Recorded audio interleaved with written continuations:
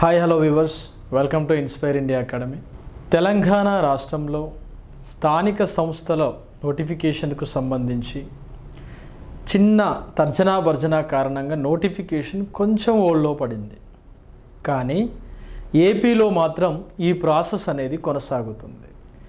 అంటే మనం ప్రిపరేషన్ని ఈరోజు కనుక మొదలెడితే నోటిఫికేషన్ వచ్చే టైం వరకు మనకున్న 24 చాప్టర్లు కంప్లీట్ అవ్వడానికి అవకాశం ఉంటుంది. దానికి గాను ప్రతి ఒక్క ఆస్పిరెంట్ ఖచ్చితంగా పార్టిసిపేట్ చేయవలసినటువంటి కొన్ని విషయాలు ఉన్నాయి. ప్రిపరేషన్ని చదవడం, టెక్స్ట్ బుక్స్ కావాలి అనుకుంటే తీసుకోవచ్చు. ఎలా తీసుకోవాలి? అమెజాన్లో ఉన్నాయి సార్ మీ టెక్స్ట్ బుక్లు అని నన్ను అడుగుతూ ఉన్నారు. అమెజాన్లో ఉన్నటువంటి టెక్స్ట్ బుక్ని ఆర్డర్ చేశాక మన బుక్ బదులుగా ఇంకొక బుక్ వస్తుందని చెప్తున్నారు. ఆ జాగ్రత్త మీరు తీసుకొని రిటర్న్ పాలసీ ఉంటే పెట్టుకోండి, దానికి ఎటువంటి అబ్జెక్షన్ లేదు, ఎటువంటి ఇబ్బంది లేదు. మరి ఒక విషయం ఏంటండి అంటే నోటిఫికేషన్ ఏపీలో మాత్రం యాజ్ సూన్ యాజ్ తొందరగా వచ్చే అవకాశాలు అయితే ఉన్నాయి. కాబట్టి కొంచెం సీరియస్గా ప్రిపేర్ అవ్వండి. Inspire India academy text books ఏపీలో అన్ని టెక్స్ట్ బుక్ సెంటర్స్లో మేము ఆల్రెడీ ప్రొవైడ్ చేయడం జరిగింది. ఇది తెలుగు మీడియం టెక్స్ట్ బుక్ అండి. ఈ టెక్స్ట్ బుక్ అనేది మార్కెట్లో ఏపీ తెలంగాణలో అన్ని చోట్ల ప్రొవైడ్ చేశాము. దీనికి సంబంధించి నేను ఏమేమి కంటెంట్ ఇందులో రాశాను, ఏ అప్డేట్ ఇందులో ఇచ్చాననే విషయాన్ని ప్రతిదీ కూడా ఇందులో ఇచ్చాను. దీంట్లో మొత్తం తెలంగాణలో 10 చాప్టర్ల పేరుతో చదువుతాం, ఏపీలో మొత్తం 22 చాప్టర్ల పేరుతో చదువుతాం. ఇంకొక 2 చాప్టర్లు మీకు కొంచెం అదనంగా ఉన్నాయి. వాటిని నేనేం చేస్తున్నానంటే మీరు యాప్ నుంచి కనుక బై చేసి, ఎవరైతే యాప్లో నుంచి కనుక బై చేసేది ఉంటే వాళ్ళందరికీ నేరుగా అక్కడ పీడిఎఫ్ ప్రొవైడ్ చేస్తాను. ఒకవేళ మీకు ఇంక్లూడింగ్ జిఎస్ లాంటి అంశాలు కూడా మీకు ఇందులో ఉండేది ఉంటే అందులో ఫ్రీ టెస్ట్లు కూడా కొన్ని ప్రొవైడ్ చేయడానికి నేను ఇంట్రెస్ట్ చూపించే ఉద్దేశంతో మీరు ఇంగ్లీష్ మీడియం టెక్స్ట్ బుక్ అయితే 799 రూపీస్ మీరు పర్చేజ్ చేసుకోవచ్చు.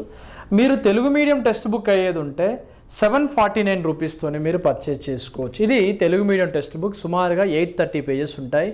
ఇది ఎనఫ్. చదివే విషయాన్ని ప్రతి టాపిక్ని చాలా వివరణాత్మకంగా మీరు చదువుతూ ఉన్న కొద్దీ ఇంకా చదవాలన్న ఉద్దేశంతో ఈ పుస్తకాన్ని నేను చాలా జాగ్రత్తగా డిజైన్ చేశాను. ఇది అన్ని చోట్ల అన్ని బుక్ సెంటర్స్లో అవైలబుల్గా ఉంది. మీరు కావాలంటే వెళ్ళి తీసుకోండి. Next English medium text book.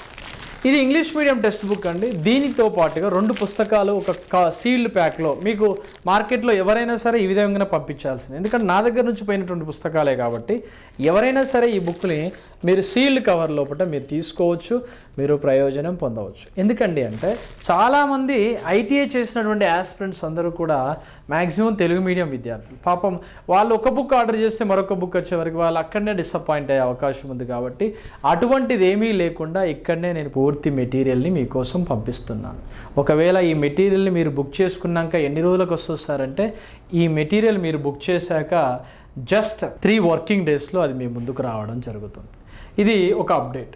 దాంతోపాటుగా ఏపీఏ విద్యార్థులు ఫుల్ కోర్స్ క్లాసెస్ అడుగుతున్నారు. ఈ ఫుల్ కోర్స్ క్లాసెస్ ఏంటండి అంటే ప్రధానంగా ఈ కోర్స్ అనేది మీకోసం ఇది అందుబాటులో ఉండే విధంగా చేయడం జరిగింది. అంటే సుమారుగా ఇందులో మనం ఎంచేటువంటి టాపిక్లో లైవ్ క్లాసెస్ ఉంటాయి. ఈ లైవ్ క్లాసెస్తో పాటుగా 10,000 వరకు 24 చాప్టర్లకు సంబంధించిన ప్రాక్టీస్ బిట్స్ అనేది ప్రతి విద్యార్థితో చేయించడం జరుగుతుంది.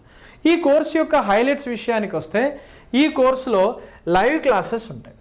లైవ్ క్లాసెస్ అంటే తెలుసు కదా, అంటే డైలీ మనం పెట్టేటువంటి లైవ్లు అంటే దాదాపుగా 10 to 1:30 ఇప్పుడు నడుస్తున్నాయి.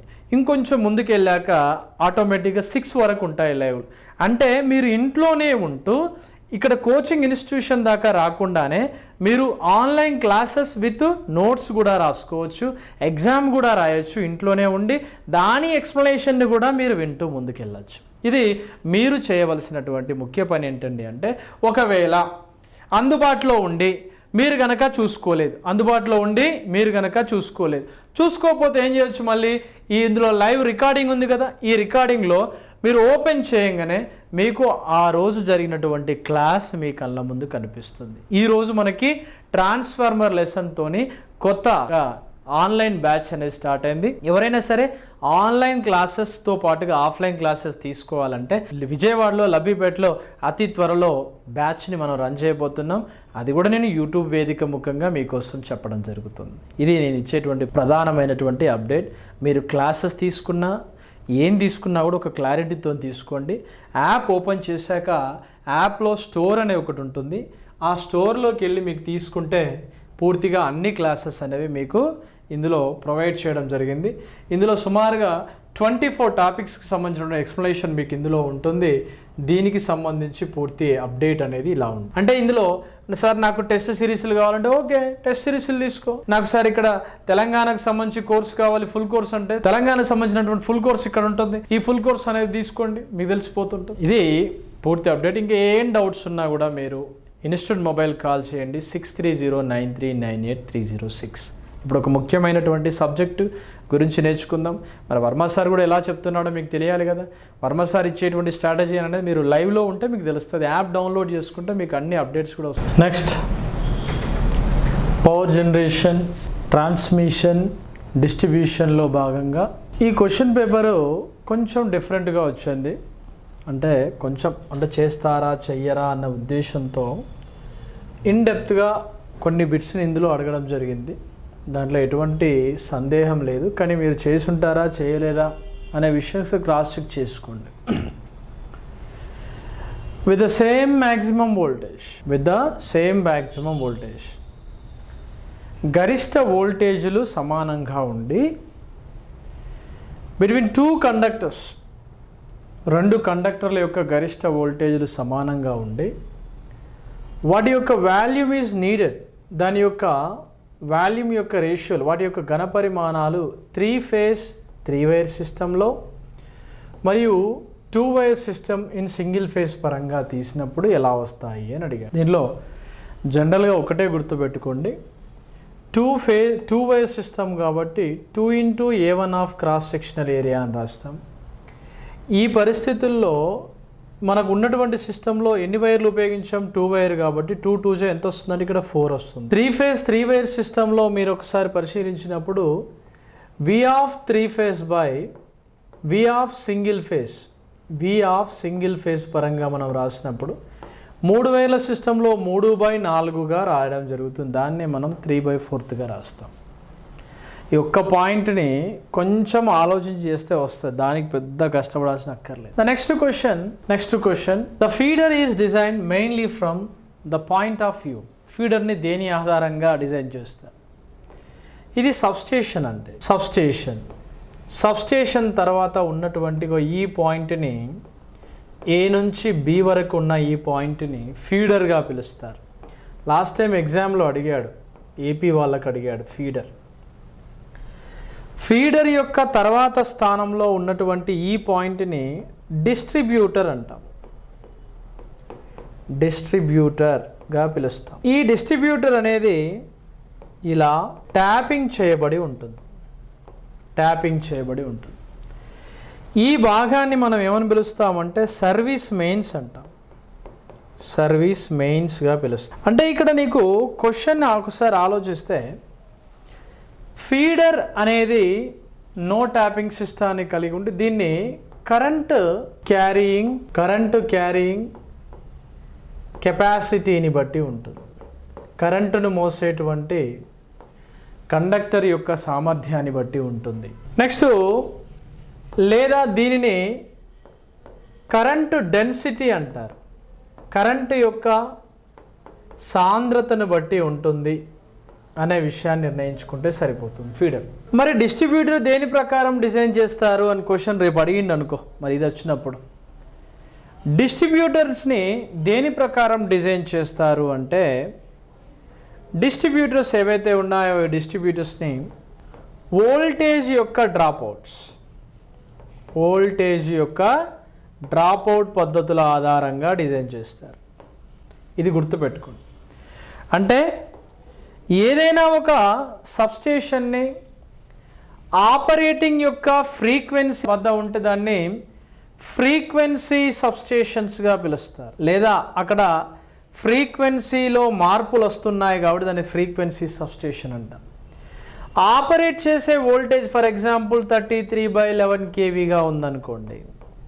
ఈ 11 kV ఏదైతే ఉందో ఇది అవుట్పుట్, 33 ఏదైతే ఉందో ఇది ఏంటంటే ఇన్పుట్. ఇది ఆపరేటింగ్ వోల్టేజ్గా పిలుస్తుంది. కరెంటును మోసే క్యారీ కెపాసిటీ ఆధారంగా డిజైన్ చేయబడ్డవి ఫీడర్లు. ఫీడర్స్ అనేవి కరెంటును మోసే క్యారింగ్ కెపాసిటీ ఆధారంగా డిజైన్ చేయబడ్డాయి. వోల్టేజ్ డ్రాప్ అవుట్ ఆధారంగా డిజైన్ చేసినటువంటి వాటిని మనం ఏమని పిలుస్తామండి అంటే డిస్ట్రిబ్యూటర్స్ అని పిలుస్తాం. ఇవి రాసుకోవాలి మంచిగా, ఇట్లా నీట్గా రాసుకోవాలి. డిస్ట్రిబ్యూటర్స్లో ట్యాపింగ్ ఉందా అంటే ట్యాపింగ్, ఇదంతా ట్యాపింగే. డిస్ట్రిబ్యూటర్స్లో ఖచ్చితంగా మనకి ఏముంటుంది, ట్యాపింగ్ అనేది ఉంటుంది.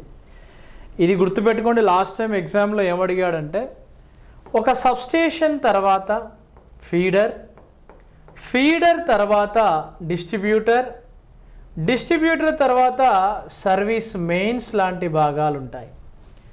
లాస్ట్ టైం ఏపీ ఎగ్జామ్లో అడిగినటువంటి ప్రశ్న ఏంటి మిత్రమా అంటే సబ్స్టేషన్కి డిస్ట్రిబ్యూటర్కి మధ్యలో ఉన్న వాటిని ఏమంటారు, ఫీడర్లు అంటారు. ఈ సర్వీస్ మెయిన్స్కి ఫీడర్కి మధ్యలో ఉన్న వాటిని ఏమంటారు, డిస్ట్రిబ్యూటర్స్ అంటారు. ఈ డిస్ట్రిబ్యూషన్ ప్రక్రియ అంతా కూడా ద్వితీయ పంపిణీ వ్యవస్థలోనే ఎక్కువగా గడుపుతుంది. అందుకే దీన్ని 3-phase 4-wire సిస్టమ్ అంటాము అని కూడా లాస్ట్ టైం క్లాస్లో నేర్చుకున్నాం. ఇది మనం గుర్తుంచుకోవాల్సిన అంశం. The third question, the transmission of electric power is carried out at the high voltage because it reduces. విద్యుత్ శక్తి యొక్క ప్రసారము అధిక వోల్టేజీల వద్ద జరుగుతుంది. ఎందుకంటే అని అంటే ఒకటే ఒక పాయింట్, అధిక వోల్టేజీ వద్ద జరగడం వల్ల నీకు వోల్టేజ్ యొక్క డ్రాప్ అవుట్స్ ఏమవుతాయి, తగ్గుతాయి. ఇది ఒక పాయింట్ గమనించండి. రెండోది ఇక్కడ volume of the conducting material, conductor యొక్క పరిమాణము కూడా ఆధారపడి ఉంటుంది. కాబట్టి ఏ అండ్ బి రెండూ కూడా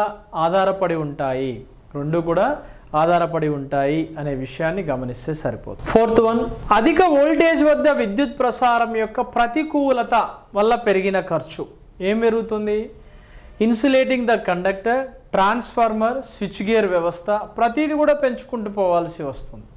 అంటే ఇక్కడ ఏం జరుగుతుంది, disadvantage power transmission at high వోల్టేజ్ని పెంచావు.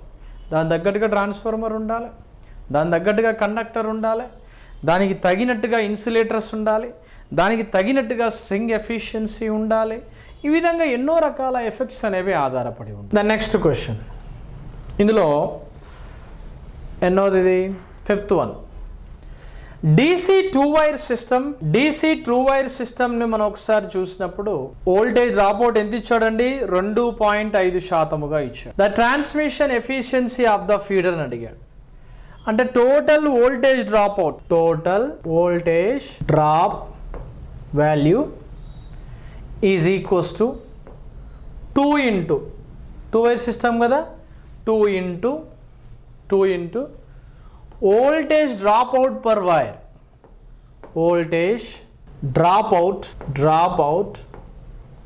పర్ వైర్, ఈ అంచనా వేస్తే నీకు ఎంత వచ్చింది, 2 ఇంటూ వాళ్ళు ఇచ్చింది ఎంత, 2.5, 2 ఇంటూ 2.5 అంటే 5% వస్తుంది, 5% వస్తుంది. ఈ 5% మనం ఒకసారి చెక్ చేసినప్పుడు మరి ఆన్సర్ వచ్చింది, 5% రాలే. Transmission efficiency in the feeder, transmission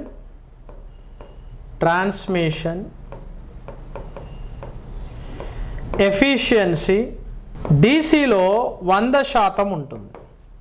ఎంత శాతం ఉంటుందండి, 100%. 100%లో నుంచి మనకు వచ్చినటువంటి 5%ని తీసేస్తే, వోల్టేజ్ డ్రాప్అవుట్ని తీసేస్తే 95% వస్తుంది. ఇది సరైనటువంటి సమాధానం. ఇది fifth question. The high voltage DC transmission is better than high voltage AC transmission because of. అధిక DC వోల్టేజ్ ట్రాన్స్మిషన్ అధిక వోల్టేజ్ ట్రాన్స్మిషన్ కంటే ఎందుకు మంచిది అని అడిగాడు. అంటే అది అంటారు కదా, దానికి ఒక సామెత ఉంటుంది, రావణుడి సావుకి 1,00,000 కారణాలు అన్నట్టుగా. ఒక ఏసీ ట్రాన్స్మిషన్ ప్రయాణం చేసేటప్పుడు స్కిన్ ఎఫెక్ట్ ఉంటుంది. స్కిన్ నువ్వెందుకున్నావు అని అడిగితే అది ఏమంటుందంటే, ఏసీ కరెంటు DC కరెంటును తీసుకున్నావు కదా, ఈ ఏసీ కరెంటు DC కరెంటు యొక్క విషయాలు స్కిన్ డెప్త్ను ప్రభావితం చేస్తాయి, స్కిన్ డెప్త్ అంటే ఏంటిది? Lambda is equal on the root of pi into F into sigma into మ్యూగా రాస్తాం. ఈ పరిస్థితుల్లో మనం ఒకసారి చూసినప్పుడు దీనిలో ఏసీ అండ్ డీసీ నిరోధాలలో డీసీ అనేది 0 హెడ్జెస్ ఫ్రీక్వెన్సీని ఉంటుంది పౌనపున్యం పరంగా, ఏసీ అనేది 50 హెడ్జెస్ ఫ్రీక్వెన్సీలో ఉంటుంది. అంటే ఫ్రీక్వెన్సీ ఇంక్రీజ్ అయితే స్కిన్ ఎఫెక్ట్ కూడా ఏమవుతుందండి? ఇంక్రీజ్ అవుతుంది. ఫ్రీక్వెన్సీ పెరిగితే స్కిన్ ఎఫెక్ట్ పెరుగుతుంది కాబట్టి నీకు ఆటోమేటిక్గా ట్రాన్స్మిషన్లో నష్టాలు పెరిగిపోతూ ఉంటాయి. Case number 2, resistance of RAC is equal 1.6 of RDC వాల్యూగా తీస్తాం. అంటే ఒక ఏసీ యొక్క నిరోధము కన్నా ఒక డీసీ యొక్క నిరోధాన్ని మనం చూసినప్పుడు డీసీ యొక్క నిరోధము కన్నా ఏసీ యొక్క నిరోధము 1.6 టైమ్స్ ఎక్కువగా ఉంటుంది. ఇది కూడా ఒక ప్రభావమే. అంటే ఇక్కడ డీసీలో స్కిన్ ఎఫెక్ట్ అనేది ఉండదు, రెసిస్టెన్స్ తక్కువ ఉండడం వల్ల, ఫ్రీక్వెన్సీ తక్కువ ఉండడం వల్ల. ఇక్కడ బెటర్ వోల్టేజ్ రెగ్యులేషన్. ఏసీలో చూడండి ఒకసారి 500 కిలోమీటర్స్ యొక్క డిస్టెన్స్తో 765 కేవీ ఉన్నటువంటి వోల్టేజ్ని మనం డిస్ట్రిబ్యూట్ చేయవలసి ఉంటుంది. కానీ అది డీసీ విషయానికి వచ్చేవరకు ±800 కిలో వోల్ట్స్ వరకు మనం డీసీని డిస్ట్రిబ్యూషన్ చేయొచ్చు. 500 కిలోమీటర్స్ ఎబోవ్ కూడా మనం డీసీని డిస్ట్రిబ్యూట్ చేయొచ్చు. ఈ లక్షణాల చేత ట్రాన్స్మిషన్ వ్యవస్థలో ఏసీ యొక్క అధిక ట్రాన్స్మిషన్ కంటే డీసీ యొక్క అధిక ట్రాన్స్మిషన్ మంచిది అని చెప్తున్నారు. ఇంకా యాబ్సెన్స్ ఆఫ్ ఇండక్టెన్స్ అనేది ఉండదు. ఓకే, ఏముండదు? Absence of capacitance. ఆ కెపాసిటెన్స్ కూడా మనకి ఇక్కడ కనిపించకపోవడము. అబోవ్ ది ఆల్, ఈ పైవన్నీ కూడా ఏసీ కంటే డీసీ మంచివి అని చెబుతున్నాయి. ఈ పాయింట్ను ప్రతి ఒక్క చోట రాసుకోండి, ఎట్టి పరిస్థితుల్లోనైనా రాయండి. 7th క్వశ్చన్ ఒకసారి చూస్తే skin effect is exists. Skin effect ఎందులో ఉంటుంది? ఏసీ ట్రాన్స్మిషన్లో ఉంటుంది. డీసీకి ఏం పని? స్కిన్ ఎఫెక్ట్ ఎందులో ఉంటుంది? ఏసీ ట్రాన్స్మిషన్లో ఉంటుంది. అక్కడ పూర్తిగా స్కిన్ ఎఫెక్ట్కు సంబంధించినటువంటి అంశాలు ఒకసారి మీకు కొత్తగా వినే వాళ్ళకు ఒకసారి వినండి. ఒక కండక్టర్ గుండా మనము కరెంటుని మనం ప్రసారం చేసినప్పుడు ఈ కండక్టర్ యొక్క ఉపరితలాల యొక్క వెంబడి, ఉపరితలాలంటే ఏమి? ఎడ్జెస్. ఇలా ఉపరితలాల వెంబడి కరెంట్ అనేది ఇలా ట్రావెల్ చేసి ఈ మధ్య భాగంలో కరెంట్ అనేది ఎంటీగా ఉండడం జరుగుతుంది, ఖాళీగా ఉంటుంది.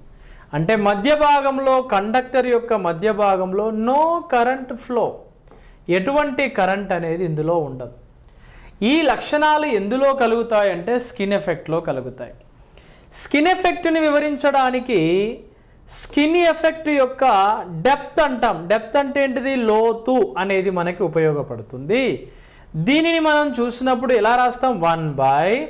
1/√π into mu into F into సిగ్మాగా రాస్తాం.